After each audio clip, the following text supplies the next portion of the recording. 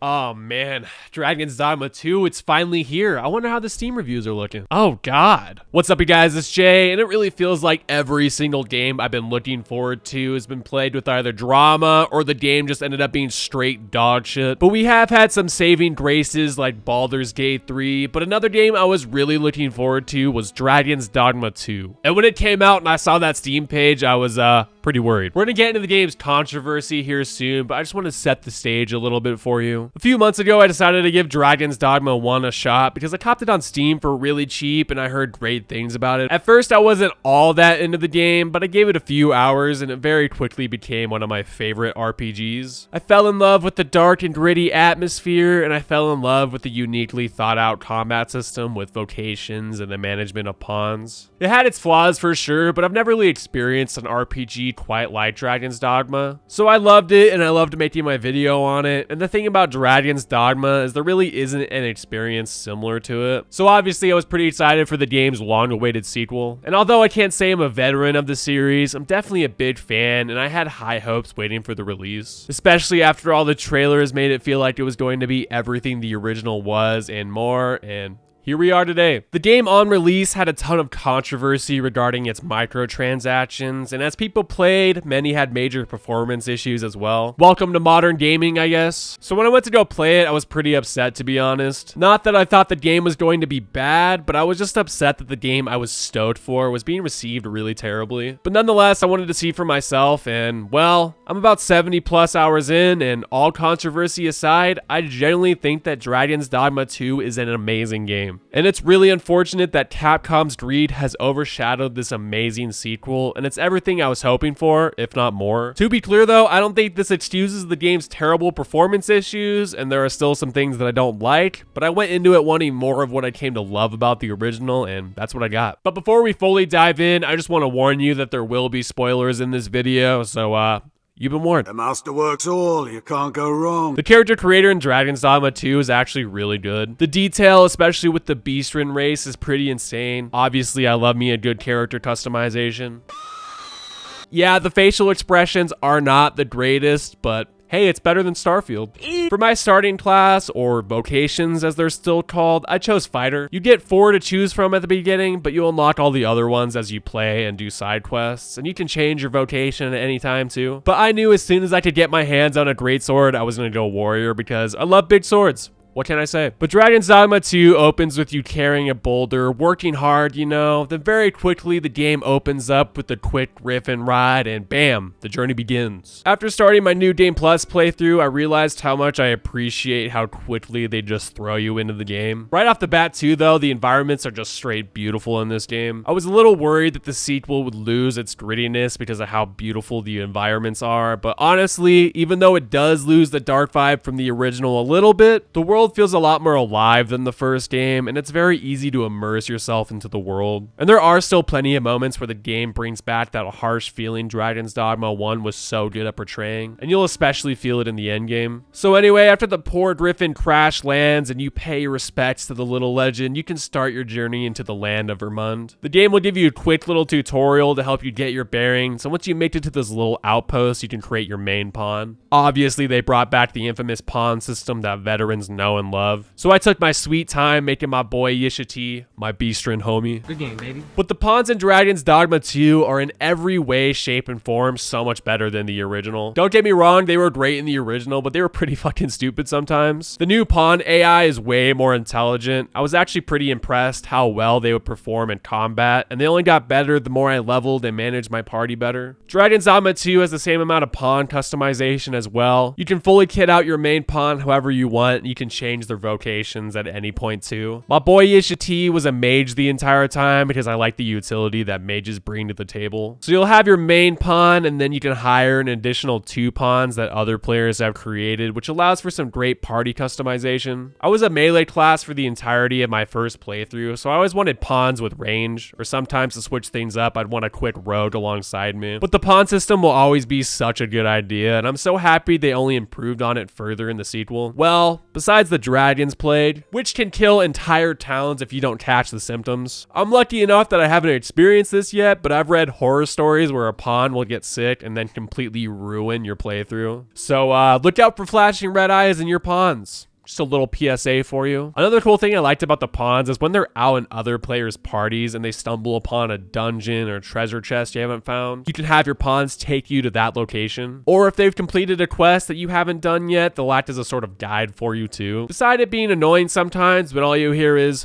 "There's a forgotten Riftstone close, master." It's still a cool idea, and it can be really helpful at times too. I'm not sure why pawns love ladders so much, but teach their own. Mayhap this ladder is here for a reason. Mayhap this ladder is here for a reason. Mayhap this ladder is here for a reason. But after you're done in the first little outpost, you'll go to Melve and find out, oh shit, I'm the Arisen? What? After a short little jaunt, you'll find yourself in the capital city, Vernworth. And are you ready to lose all your fucking frames in this city? Vernworth is a very large and lively city. In fact, it's so lively that you might think the CPU in your PC is gonna start lighting on fire because it's processing so much data. I'm lucky enough to where my PC can handle the brutal trauma this game gives, but I know there are a lot of people out there who've had a much worse time. The performance is pretty unacceptable though, and it definitely made exploring the city a worse experience. It's just pretty dog shit that this is the new standard for every AAA release. But performance aside, compared to the first game's city hub, Vernworth genuinely feels like a capital city. And when the performance wasn't shit, I actually really enjoyed exploring and doing little side quests while I was out and about. When you arrive in Vernworth, you'll find out that there's a giant scandal going on where this bitch doesn't want the real Arisen, aka you, to sit on the throne because she doesn't want to lose all her power. So she throws an imposter on the throne and then sends you to become a slave. What a stupid bitch, am I right? So you and Captain Brant need to find a way to bring her little ruse to light. Sounds like a pretty good story, right? Yeah, well, it sounds great and all, but the execution is pretty I feel like it had the potential to go a lot further than it did. I was hoping that things would be fleshed out more as the story went along, but it only really serves as a purpose to get you to travel from point A to point B into the other main region, which is called Batal. I'm not saying the story is all bad because I actually really like where the story goes with the game's true ending, but man, if you just sit on the throne at the end of the game and call it there, I can see how you would have been extremely disappointed or confused with the game's story. I do still feel like the whole Fate Arisen scandal had a lot more potential, and it's a shame that it didn't get utilized as much as it probably should have. There are a bunch of side quests too that I thought were pretty badly executed and felt monotonous. However, there's still some really interesting side quests, and there is still a ton to do in the game when it comes down to exploration. I did miss out on a bunch of side quests during my first playthrough that I'm just now discovering. Like how I missed this entire Elven city is just beyond me. But the story in Dragons Dogma 1 wasn't all that crazy either, but I still feel like it had more interesting story beats than in the sequel. I was hoping to feel a little bit more effort and evolution in that department, but yeah, no. The majority of the story just didn't feel compelling or interesting with the way it was told. Except for fighting the dragon and getting the true ending. That shit was honestly where it was at and definitely my favorite part about the game's story. Do the story and side quests get the job done?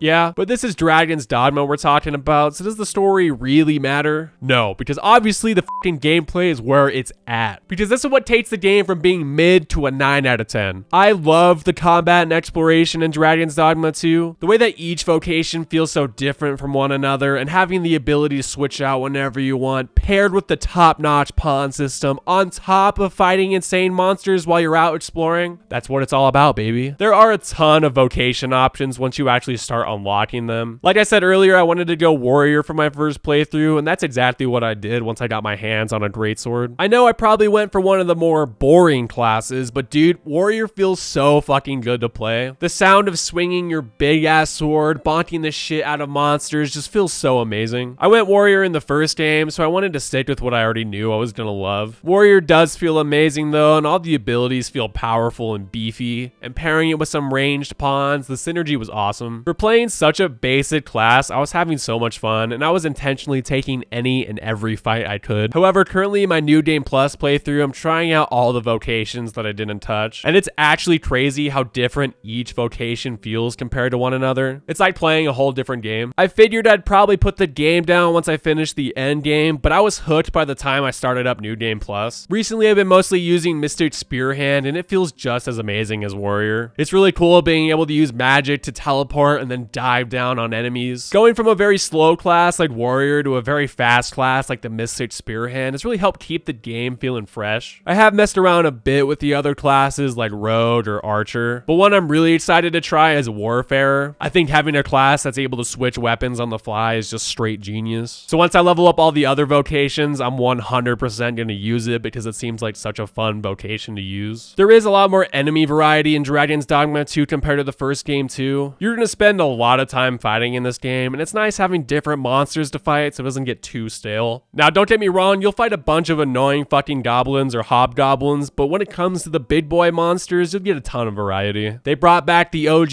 ogres and Cyclopses, which is great. They brought back my favorite, which was the Chimera, and they're just as sick in this game too. But they've added Medusas, which are really spooky to fight, and they've added a bunch of lesser drakes and a ton of other new stuff to fight in the end game. I always really enjoyed fighting the bigger monsters in the first game, and here in the sequel, they feel even more menacing to fight. Some of them are fucking huge too, so it feels really intense when you take on monsters like the lesser drakes, or especially a Medusa. They obviously all have weaknesses that you'll want to take advantage of, which helps keep the fights even more interesting. Nothing will beat chopping off the tails of Saurians though, man. Seeing these poor little bastards get absolutely mutilated feels so damn satisfying. Let me make it clear, I don't condone animal abuse, but fuck man, just give me packs and packs of these guys and I'll be happy. Another thing I want to say is sometimes I got really annoyed at how long I would be CC'd for. Sometimes I would just get sat on, fucking stomped on, back to back to back. And then the next thing I know, I haven't done anything but get my shit rocked for 30 seconds straight. I know it's probably a skill issue, but I wish I had a button I could spam that makes me feel like I'm at least recovering a little faster. But yeah, probably just a skill issue. One other big aspect that really helps the combat is the way exploration complements the game's flow. Exploration is not only rewarding with the loot you find, but it also rewards you with certain monsters to fight. Like my first encounter with the Medusa was in some random cave I stumbled in on, and that's just one of many examples. I always felt rewarded for exploring the map, and the map is just so nice to look at, and I really like the layout of everything too. I've barely talked about Batal, which is another main city and region that's a desert, and I think it's so refreshing having two completely different environments to explore. You got this nice, pretty green environment with Vermund, and then you go south to Batal, and it's this vast desert with caves and rivers to follow. I honestly spent a lot more time in Batal than Vernworth, and it was for more reasons other than the fact the game just runs better in Batal. I generally just enjoyed wandering the desert, fighting griffins, and exploring every nook and cranny I could find. Now, I do have to admit, I haven't touched the Sphinx riddle yet, but I'm planning on doing that before I go into the endgame for a second time. But overall, I really cannot praise the gameplay and the gameplay loop enough. The story could be literally the most dog shit story ever, like diarrhea bad, and the gameplay would still carry this game. And just like the first game, it's so unique, and you can really only find this gameplay in Dragons Dogma. Nowhere else. I really feel like this should be the new standard for action combat in any RPG moving forward. It's just truly unmatched. Alright, I feel like it's time we talked about the big controversy with the game's microtransactions. And I'm not going to defend the microtransactions. They're fucking pointless and stupid. Well, they aren't actually pointless. I can see how they can make the experience more easy. But I never once thought, oh man, if I don't spend money, I'd be having a much better time. That just never happened. And I've seen the argument on the internet saying that when you have microtransactions like the ones in Dragons Dogma 2, they often impact the game's development to try and push you to spend money. And yeah, I mean, I can see that, but when I played Dragons Dogma 1, I enjoyed the lack of teleportation. I enjoyed earning my Riftstone points. And I wanted that exact same experience in the sequel, but if you hate backtracking and the lack of mounts in these games, I can see why it might bother you that the only way to easily get more port crystals is to spend money. But for me personally, I enjoyed the experience that was given to me, and I never once felt the need to spend money on any of the microtransactions. I'm pretty sure the first game had microtransactions at launch too, and I mean, look at Capcom. Even the Resident Evil 4 remake had fucking microtransactions. It's a Capcom issue, 100%. That's just my 2 cents on the whole situation though. Obviously, the performance is dog shit. No excuses on that one. But I really wanted to wait to make my video on Dragons Dogma 2 because I wanted to let the honeymoon phase pass, and I wanted to sit with my thoughts and keep playing it. While I was playing, I tried to keep all the pushback on the microtransactions and performance in the back of my head. But the more and more I kept playing, the more and more I kept loving it. And Dragons Dogma 2 does have flaws, whether it's the lackluster story, the performance, or the microtransactions. But the actual gameplay and player experience with combat and exploration is just so amazing. And if you remove all the grime from all the controversy, I think what we have here is genuinely an amazing sequel with an amazing experience. Dragons Dogma 2 took what made the first game so special and improved on it further. Well, maybe not the story, but definitely the pawn system, the vocation system, the map, and monsters. And it's just everything I wanted out of a sequel. And it's such a shame they didn't have the extra time to work on performance to make the experience the best it could have possibly been, because that, on top of Capcom's greed, really left a bad taste in a lot of consumers' mouths, when the actual real game in of itself is amazing and something that should be experienced, whether you're a fan of the first game or not. I'm just happy I have 2 great games now to scratch that itch that only Dragons Dogma can scratch. But all I know is I got my money's worth and I got a really good sequel to a game that I love. I'm really curious to see if they'll add an endgame DLC like they did with Bitter Black Isle. I'm hoping they have something similar in the works, but we'll see. But anyways, you guys, I think it's a great place to call the video. Hopefully you enjoyed. Let me know what you guys think in the comments below. Am I full of shit? Do you agree? But anyways, I'll see you guys in the next video, and yeah, peace. Masterworks all, you can't go wrong.